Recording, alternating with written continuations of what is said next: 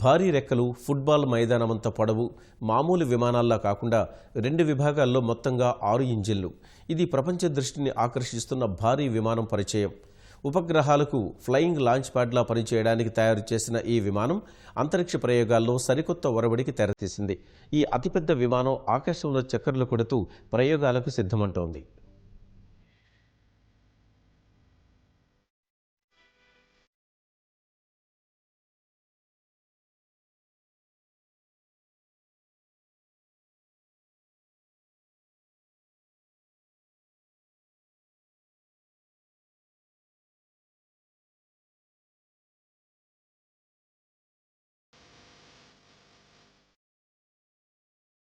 విశాలమైన రెక్కలతో ప్రపంచంలోనే అతిపెద్దదైన విమానం తొలిసారి గాల్లోకి ఎగిరింది. మైక్రోసాఫ్ట్ సహ వ్యవస్థాపకుడు పాల్ అల్లెన్ 2011లో స్థాపించిన స్ట్రాటోలాంచ్ కంపెనీ తయారు చేసిన ఈ ఎయిర్ క్రాఫ్ట్ భారీ రెక్కలతో మొదటి ట్రయల్ రన్లో సందడి చేసింది.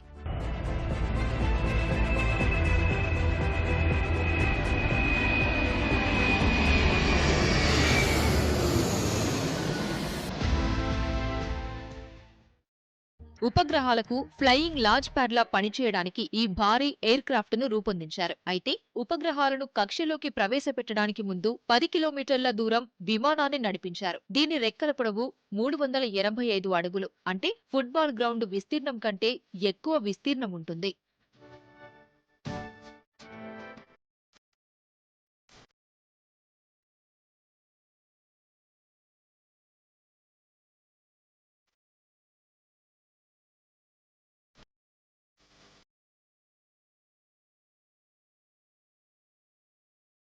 ట్రయల్ రన్ విజయవంతమైతే రాకెట్ల ద్వారా ఉపగ్రహాలను అంతరిక్షంలోకి తక్కువ ఖర్చుతో పంపించొచ్చు. ఈ విమానాన్ని లాంచింగ్ ప్యాడ్లా వినియోగిస్తూ మరింత పురోగతి సాధించవచ్చని స్ట్రాటోలాంచ్ ఈ విమానాన్ని తయారు చేసింది.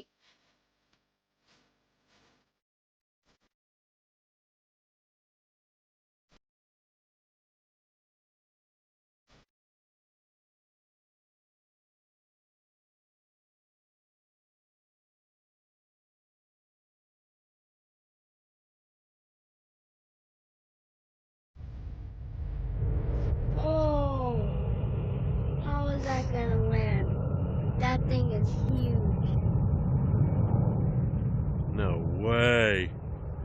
Oh, they're gonna have a fun time putting that down. Holy crap. సాధారణంగా విమానంలోని ప్రధాన భాగాన్ని ఫ్యూస్లేజ్ అని అంటారు. అవి ఈ విమానంలో 2 ఉంటాయి. 6 ఇంజన్లుండే ఈ భారీ విమానం మొదటిసారిగా గంటకు 274 కిలోమీటర్ల వేగంతో 15,000 అడుగుల ఎత్తులో ఆకాశంలో చక్కర్లు కొట్టింది.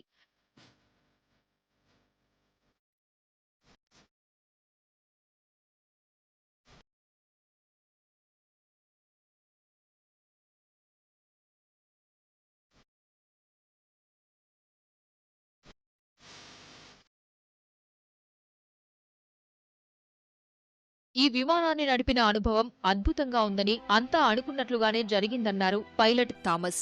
భూకక్షను ప్రయోగాలకు అందుబాటులో తేవడమే మా లక్ష్యమంటోంది స్ట్రాటోలాంచ్ సంస్థ.